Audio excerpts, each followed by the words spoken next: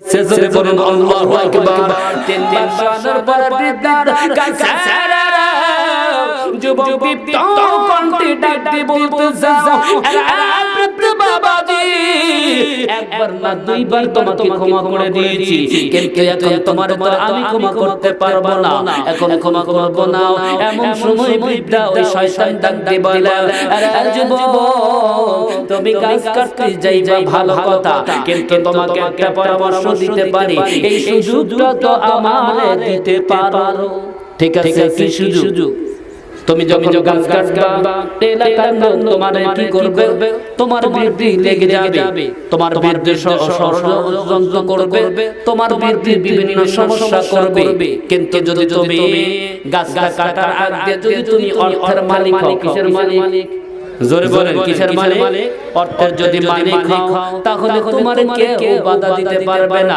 দেখেন আমাদের এলাকার লোক কিছু লোকরা আছে, যদি অর্থ করে থাকে, তার যত ঝয় ঝামেলা, যত খারাপ কাজ, সব কিছু জনগণ মেনে নেয়। কথা বলা কেন মেনে নেয় না?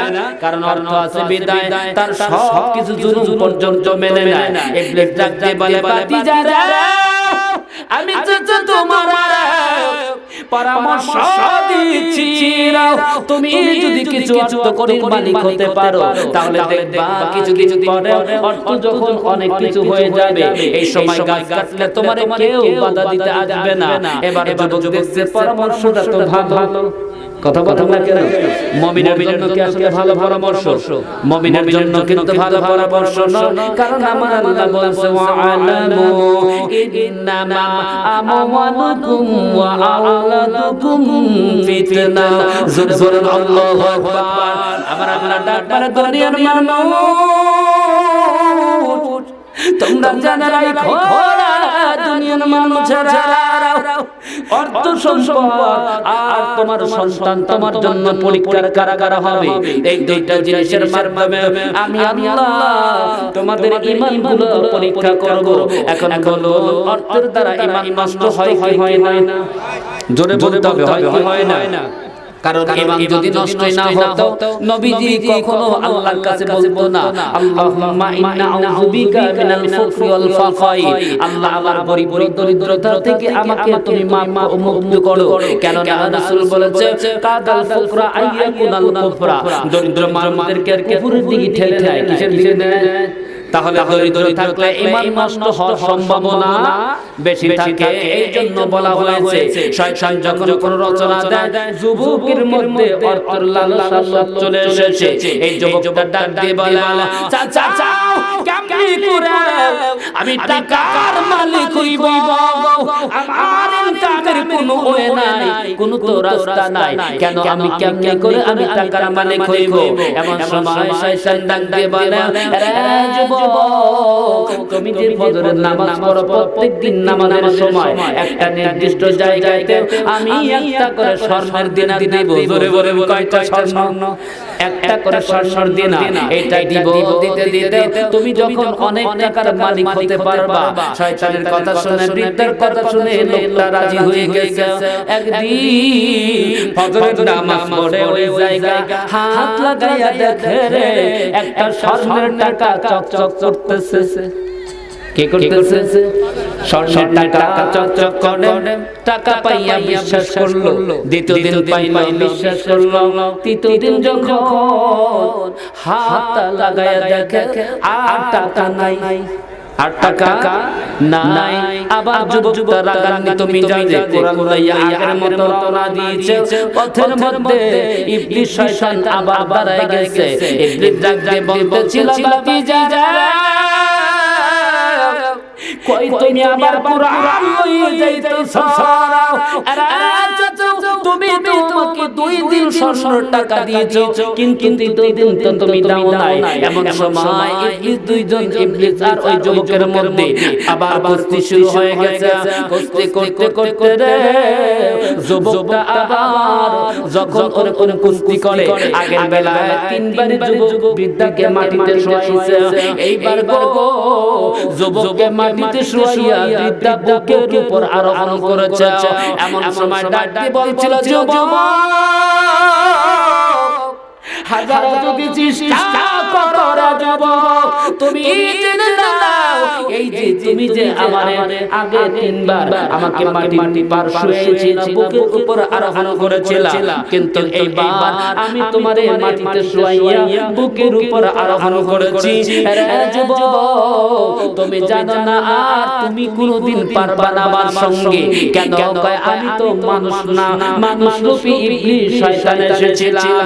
রে যুবক, প্রথম দিন ইমানের হালাত এসেছিলাম, ইমানের শক্তি লইয়া আমাকে তুমি পরাস্ত করতে এসেছিলা, যার কারণে ইমানের শক্তিতে আমি তোমার সঙ্গে উঠে পারি নাই, যার কারণে তুমি জয়লাভ করেছো।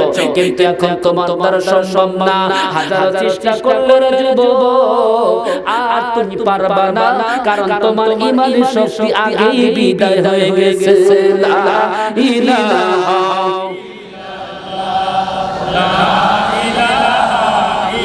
জবান খুলে লা ইলাহা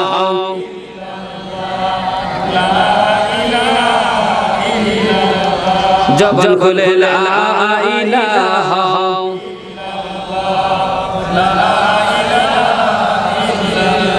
আর জোরে লা ইলাহা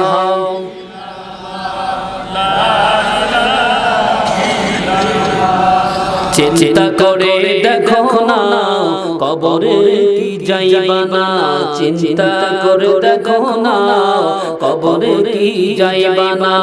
ওই কবরে আল্লাহ ছাড়া সাথী কেউ থাকবে না, ওই কবরে আল্লাহ ছাড়া। চিন্তা করে দেখো না কবরে কি যাইবা না। লা ইলাহা জবান খুলে লা ইলাহা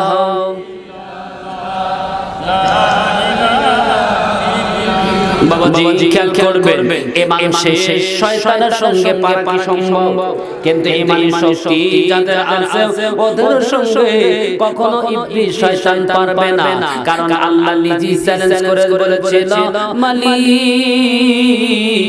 ইবলিস শয়তান বলেছিল মালিক আমি তোমার যে হক পক্ষে যারা থাকবে তাদেরকে আমি তোমার হক পক্ষে লোক যারা আছে তাদেরকে আমি সিনায় আমার পক্ষে আনতে পারবো। কিন্তু আল্লাহ ডাক দিয়ে বলেছিল ইবলিস আমি আল্লাহ চ্যালেঞ্জ করে দিলাম যারা একনিষ্ঠ আমি আল্লাহর তাকওয়া করে, আমি আল্লাহ কি যারা ভয় করে বেড়ায়, আমি আল্লাহ কথা দিলাম রে তোমার কোসায় কোনদিন ঈমান সিনাইতে পারবা না।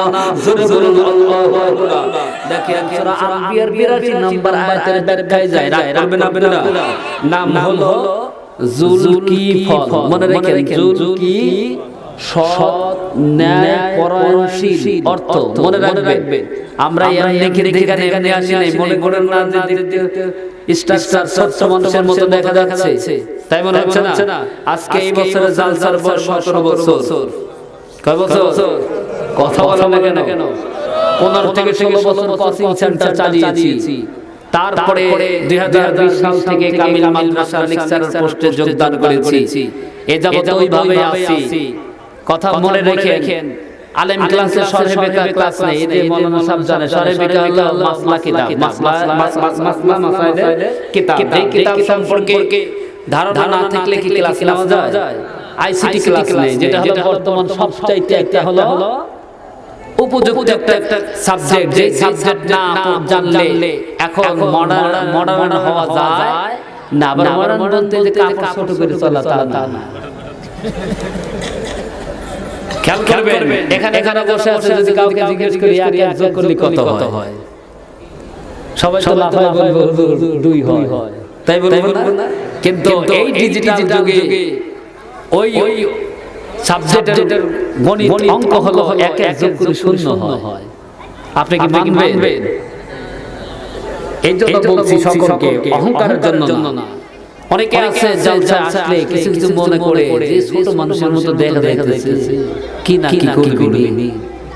আমি কণ্ঠ হয়তো নকল করতে পারি, কিন্তু বিষয়টা হলো কোরআনের আয়াত আমার জীবনে মনে হয় না যে তুফাজ্জল হোসেন বৈরবী হারা জালসা না দুইটা বলে কথা আর দেখেন কতগুলো আলোচনা আয়াত বলেছি, এই যথেষ্ট।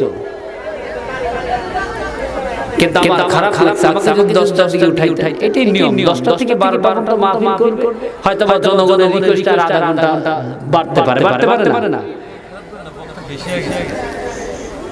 ম্যানেজমেন্টের সমস্যা, বক্তা বেশি না, পরিচালনার সমস্যা।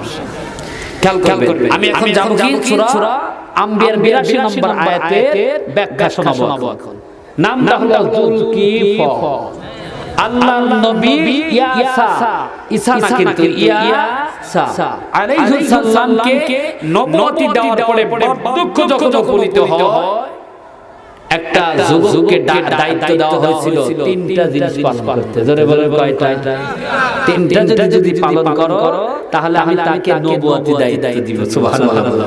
এখন আপনাকে যদি বলি ভাই আপনাকে দায়িত্ব দিব, আমার হুজুরের বৈশিষ্ট্যটা আপনাকে দিব, আপনি কি রাজি হবেন না? কথা বলেন না কেন? কিন্তু দায়িত্ব দিলেই কি আপনি পালন করতে পারবেন? কিন্তু শর্ত হলো 3টা। জোরে বলেন। খোলা মাঠের মধ্যে মজলিস যেখানে বসে পরিষদ বলেন,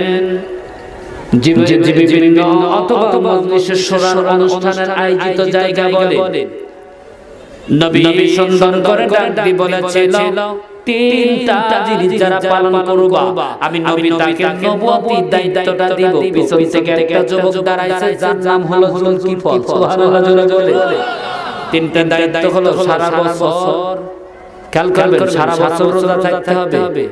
এখন বলুন কষ্ট না সহজ? আরো জোরে বলেন। সারা বছর রোজা, এই সামনে রমজান আসিতেছে, আর কয় মাস আছে? 2 মাস কি আছে? নাই, না 1.5 মাসের বেশি আছে, 1.5 মাসের উপরে আছে। এখন বলুন এই রমজানের রোজা রাখে কে? হাত তুলেন তো দেখি। লিল্লাহি তাকবীর। ওই যারা কিছু লোক রোজা খায় না তা হাত তুলছে সম্মান বাঁচানোর জন্য। না হয় আল্লাহ কবুল করুক, আমিন বলেন।